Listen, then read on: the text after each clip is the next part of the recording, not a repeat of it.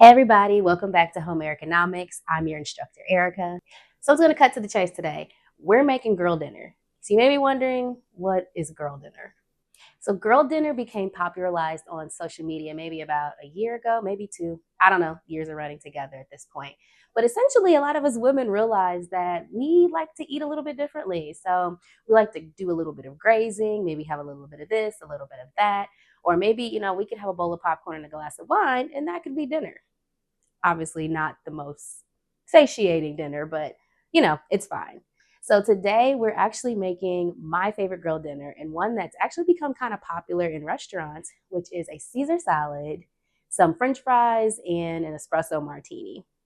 So without further ado, we got a lot of stuff to get done. Put your aprons on and let's get started. To kick things off, I'm going to start with one russet potato that I've already have peeled up. And we're gonna slice this. Oh goodness, I'm using my raggedy knife today because my good knife is somewhere. So I gotta be extra careful. Ugh. I cannot believe I used to cook with this all the time until I saw the light. Whole irrelevant tangent. Anyway, you're gonna cut these into shoestring size fries. Like so. Move out of the way so you can see. So look, something like that. And we're going to stick those in a bowl of cold water so we can get some of the starch off. While our French fries are taking their little 30-minute soak, we need to get started on our Caesar salad. So I have this romaine lettuce here. And speaking of lettuce, in my garden, I grew like 3 different types of lettuce, but I did not think to grow romaine. And why not? Because this is a lettuce that I probably eat more than the others out there. If you need some lettuce, give me a call. Anyway, let's get this cut up and washed. Now, is there anyone like me who doesn't like the romaine hearts? I don't like those super hard, crunchy pieces. Like, just give me the leafy part. So let's finish cutting some of this up. Roll this piece. Just give it a rough chop. This is not the way you cut lettuce. I'm at home. I make my own rules. So I have a salad spinner here. So we're going to put this in the spinner and then wash it off and give it a good spin. While our lettuce is hanging out and drying out just a little bit, I can't stand a wet salad, we're going to get started on our Caesar dressing. So we're going to use a food processor because I don't want to do this by hand.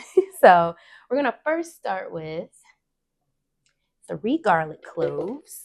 Drop those in. And then we also need about 3 to 4 anchovies, and this is the kind that I have. And a lot of people don't realize that Caesar dressing has anchovies in it, but it does in fact. And if you ever wondered what they look like this. Icky. We'll do a little extra. Because what the anchovies do is that they give your dressing like that umami flavor. So we'll drop those in, and then we need 1 tablespoon of Dijon mustard. Oof, there I go being clumsy again. Okay. And we'll also need a little bit of Worcestershire sauce.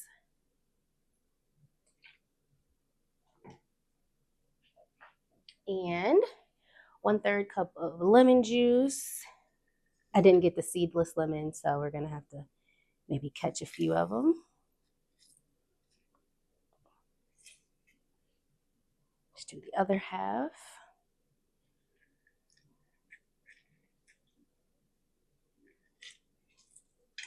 Oh, there's one. Now I got to fish it out. Now, let's talk about the egg yolks. Okay, so Caesar dressing does have raw egg yolks in it. Now, people have different levels of comfortability when it comes to consuming raw eggs. So what I did was, for my own safety and peace of mind, I have pasteurized eggs. And so you can either sometimes find these in the stores, but I ended up pasteurizing my own, which basically meant I stood over a pot of hot water and kept, like, measured the temperature the entire time because I needed it to stay at 140 degrees for 3 to 5 minutes to ensure that my egg yolks didn't cook, but it was hot enough for it to kill any bacteria. Some people, they don't mind, they'll take the risk, teach his own. However, if you're someone who is immunocompromised, I would not suggest consuming raw eggs, but people do all the time. That's how mayo is made, so just wanted to give that little disclaimer. So I'm going to start with adding my egg yolks. And when you have pasteurized eggs, your egg whites are going to be a little bit more on the murky side. Where's my other egg? There it is. So you can't really see mine too well, but it's a little murkier. I'm just going to do 2. Set those to the side.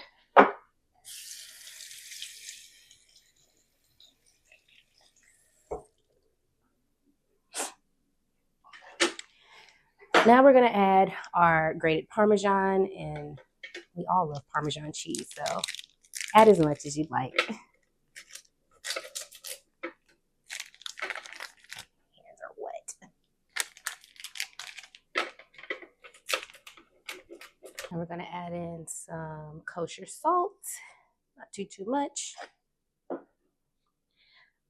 So I got the lid on my food processor, and while this is blending, I'm going to pour in my olive oil just to kind of let it emulsify.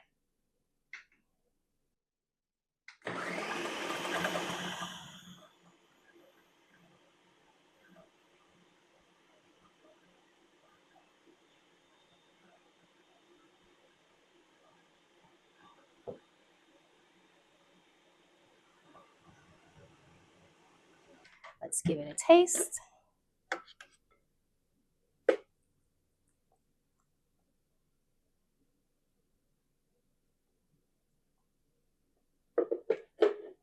By the way, this is my first time making Caesar dressing. So there's a little heads up. She's tart. I don't know how to cut. Hold on, let me think about this. I tried to fix the dressing off camera because honestly, it's really acidic, a little bitter, nothing like the Caesar dressing I've ever eaten. So we're going to scrap that and we're going to use the bottle and we're going to move on to something else. I'll make another video when I figure out how to do this properly. I'll test a few more recipes and see, because I'm not eating that. Moving on. So we are going to still make our croutons from scratch. So I have some leftover sourdough bread that I had in the fridge. And because we are trying to reduce waste, we're going to turn these into some breadcrumbs. So I'm going to take some olive oil. I can open it and give a nice little drizzle for our breadcrumbs. And then just take a little bit of that kosher salt, sprinkle over the top. And we're going to throw these in the air fryer, and we're going to let them get nice and toasty, but not too much. And that'll be that. Now, I have my pieces broken up relatively small because there's nothing I hate more than a giant, super hard crouton. Like, it's cutting the roof of my mouth. I don't know why people use them. Ours are going to be small. So I'm going to pop these in the air fryer, and we're going to get started on our French fries. So they've soaked. I have drained the water off of them. And we're going to fry these up. And we're actually going to do a double fry on these because that helps to keep your French fries it helps to keep them really crispy. Okay,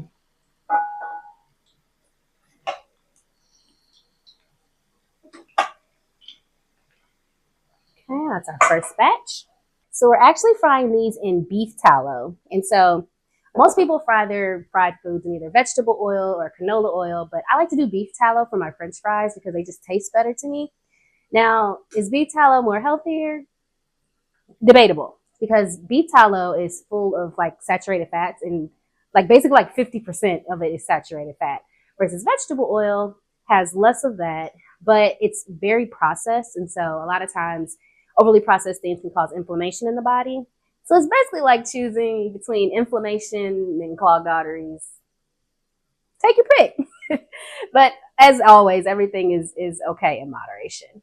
So I'm going to let these fry up take them out, fry the next batch, and then put them back in the oil. Now that these have just a little bit of color on them, I'm going to take them out, put them to the side, and then we will fry the next batch, and then we'll put them all back in. After a long, drawn-out frying process, our French fries are done. So we're going to add a little bit of this French fry seasoning. I'm going to toss that on there. A little bit goes a long way, so I won't add a whole lot. And then also, let's grate some Parmesan over these fries. Like so. Then we'll give them a good toss. Whoops. Okay. French fries are done. So the last thing we need to do before we assemble our salad is to make our espresso martini. So traditional espresso martinis are just going to have just a couple ingredients. You're going to have vodka, your espresso, simple syrup, and then your coffee liqueur. But I like mine nice and creamy, and this is actually going to double as our cocktail and our dessert. So we're going to first start with our shaker that is full of ice, and then we have a nice ice cold glass. So we'll pour in our shot of espresso. And then we'll do, let's see, can you see that? There we go. An ounce of vodka, and this is vanilla vodka. And then we have our coffee liqueur. I also like to add Bailey's to mine, so we'll do some of that. And then my secret ingredient for a nice dessert-like espresso martini is going to be some ice cream, which I have some that I've let melt down so that it'll be easier for us to shake it.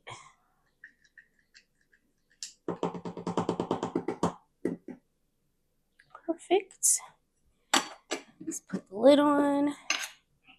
Give it a good shake.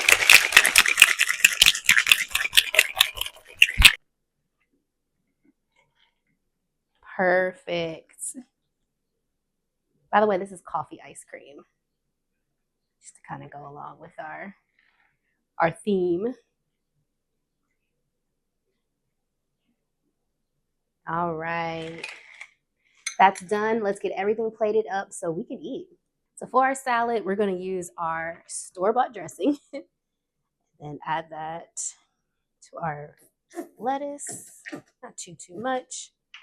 And then I have those delicious croutons. Like, these are so good. Like, I could just eat them as a snack. Matter of fact, as a kid, I used to eat croutons and French dressing as a snack. I don't know when I grew out of that, but I remember eating it a lot as a kid.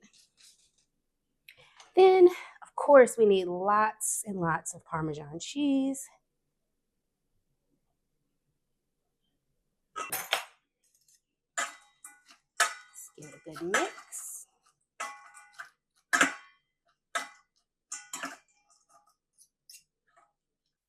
And just like that, we have a perfect Caesar salad, a nice and creamy espresso martini, and crispy Parmesan French fries.